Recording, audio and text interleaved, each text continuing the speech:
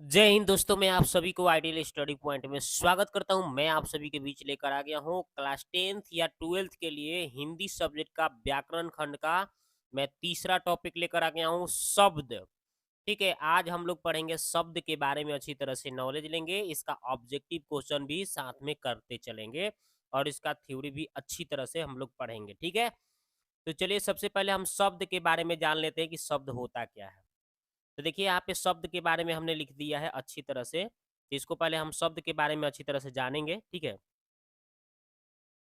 तो लिखा हुआ है कि शब्द वर्णों वर्णों या ध्वनियों के सार्थक मेल को शब्द कहा जाता है। ठीक है, जैसे कलम हो गया, किताब हो गया, है ना, मैं हो गया, हम हो गया आदि, ये सभी क्या है, ये सार्थक मेल हुआ है ध्वनि का, है ना, या वर्ण का, तो इसलिए ये शब्द का निर्माण हुआ है। शब्द के प्रकार बताया गया है, तो शब्द के प्रकार जो है चार आधार पर बांटा जाता है। शब्दों के प्रकार को चार आधार पर बांटा गया है भाई, कौन कौन से, तो देखिए यहाँ पे बताया गया है।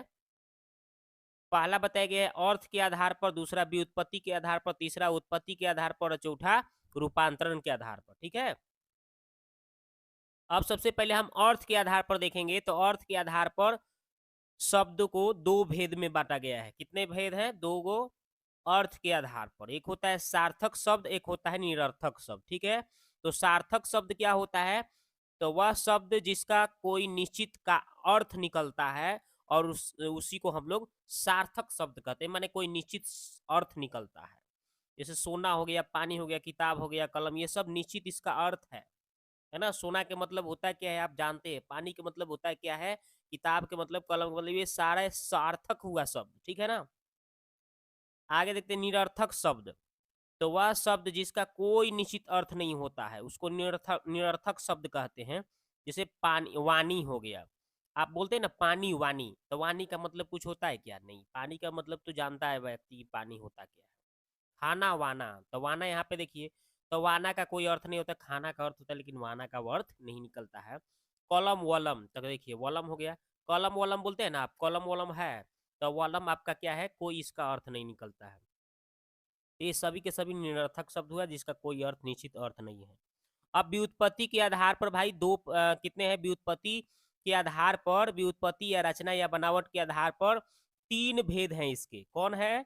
रूढ़ शब्द, यौगिक शब्द और योग रूढ़ शब्द। ठीक है, तो अब जानते हैं हम रूढ़ शब्द क्या होता है, तो वह शब्द जिसका खंडित करने पर कोई अर्थ नहीं निकलता है, रूढ़ शब्द कहलाता है। खंडित करने पर कोई अर्थ नहीं निकलता, जैसे क ल म, खंडित करने पर भी कोई अर्थ नहीं निकल रहा है। खाना, खम्पई खा, खम्पई खा, नमपई ना, है ना जी, खा और ना के मतलब कोई मतलब नहीं है। ध न, ध आ न के मतलब कोई भी अर्थ नहीं। खंडित करने पर कोई अर्थ नहीं निकल रहा है, तो इसको हम रूढ़ शब्द बोलेंगे। अब यौगिक शब्द देखते हैं, तो वह शब्द जिसका खंडित करने पर अर्थ निकलता है उसको यौगिक शब्द कहते हैं। मतलब कि जैसे विद्यालय है, तो विद्या जोड़ आलय, तो विद्या जहाँ पे पढ़ाई लिखाई होता है ना, विद्या तो समझ ही रहे हैं शिक्षा, और आलय जहाँ पे पढ़ाई लिखाई होता है, मतलब कि विद्यालय को कहा गया। ठीक है ना।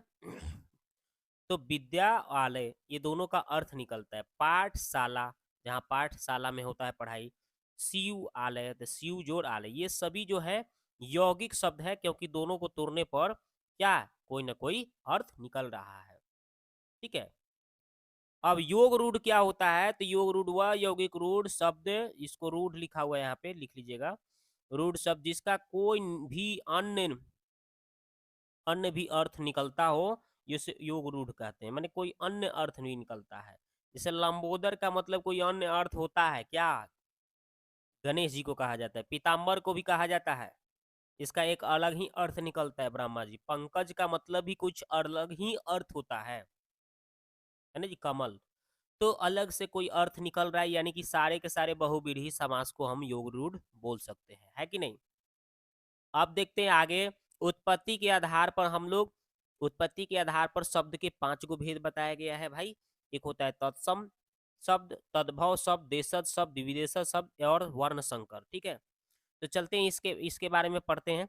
तो तत्सम शब्द क्या होता है, तो वैसा शब्द जो संस्कृत में से हूबहू उठाकर हिंदी में प्रयोग किया जाता है।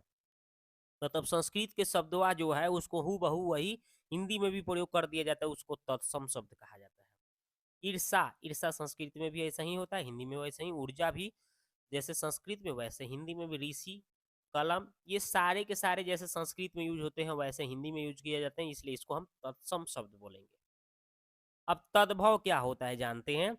तो बोला है कि संस्कृत के वैसे शब्द जिसमें थोड़ा परिवर्तन करके हिंदी में उपयोग किए जाते हैं। माने संस्कृत के वैसा शब्द जिसका थोड़ा थोड़ा हम परिवर्तन करके तब हिंदी में उसका उपयोग करेंगे, वो सब तद्भव कहलाएगा। ठीक है। अथवा हिंदी में संस्कृत के बिगड़े हुए रूप को तद्भव कहते हैं। हिंदी में जो बिगड़े हुए संस्कृत के रूप हुआ होता है उसी को हम लोग तद्भव कहते हैं।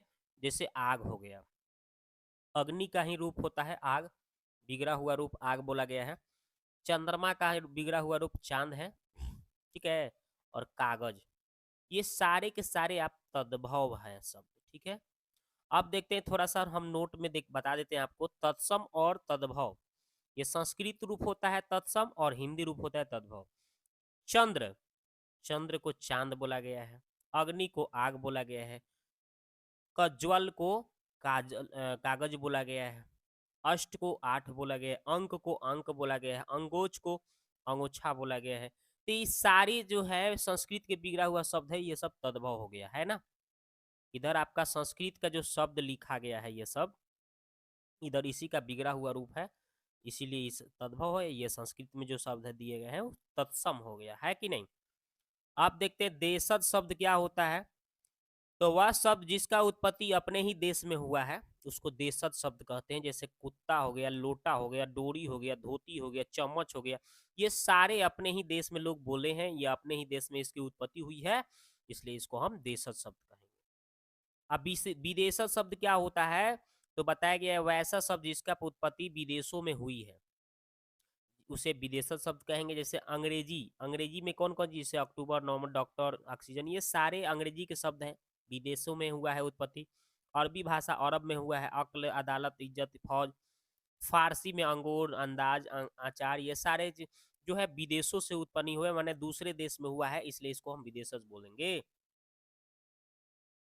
अब वर्ण संकर क्या होता है जानते हैं। दो भाषाओं से बने शब्द को वर्ण संकर कहते हैं। जैसे अरबी और फारसी दोनों से मिलकर बना है अलमस्त, किलेदार, गोताखोर, ये सभी वर्ण संकर है। हिंदी और अरबी से मिला है अल्पटा, इमामौर, इमावड़ा, कबावचीनी, ये सब है। हिंदी और फारसी से बना है आदाज पट्टी, आवारापन, कमरकोटा। हिंदी और अंग्रेजी से बना है रेल यात्रा, टिकट घर, पॉकेट मार, ये रेल यात्रा है। ठीक है। तो ये सारे के सारे वर्ण संकर हो गए, क्योंकि दो भाषाओं से मिलकर बना है, इसलिए इसको वर्ण संकर बोला गया है।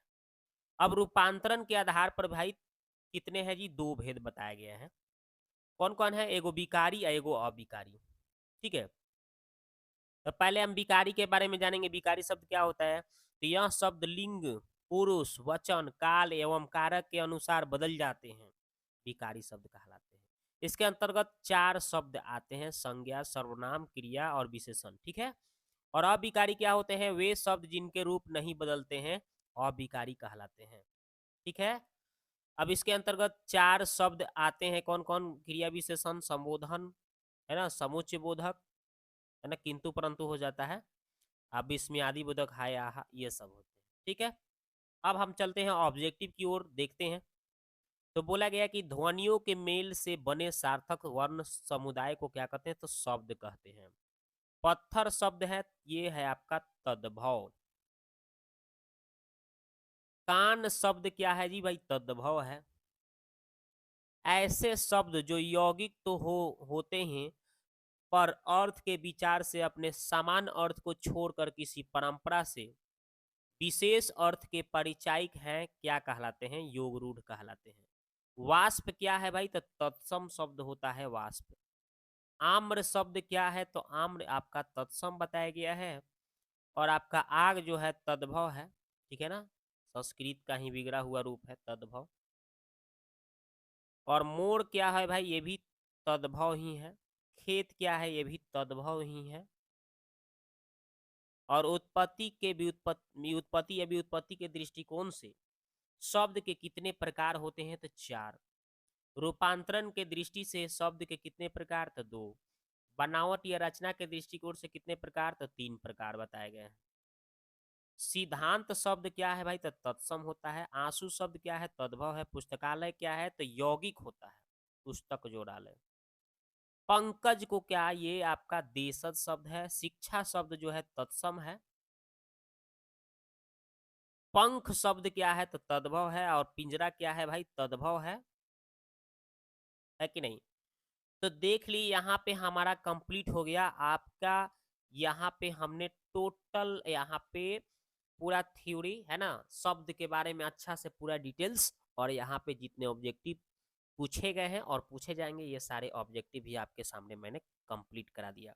अब मिलते हैं नेक्स्ट वीडियो में। दोस्तों आपको वीडियो कैसा लगा आप जाके कमेंट बॉक्स में प्यारा सा कमेंट करें।